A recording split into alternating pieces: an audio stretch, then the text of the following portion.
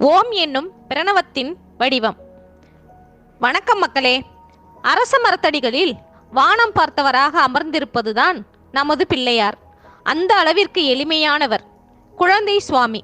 ஆனால் இவரே எல்லாவற்றுக்கும் முழுமுதலாய் ஆதியாய் இருக்கும் கடவுள். பிரணவம் என்றால் புதியது என்பது பொருள். பிரணவம் அதாவது ஓம் என்பதுதான் எல்லாவற்றுக்கும் முழுமுதல். இதிலிருந்துதான் சகல பிரபஞ்சமும் ஜீவராசிகளும் தோன்றின.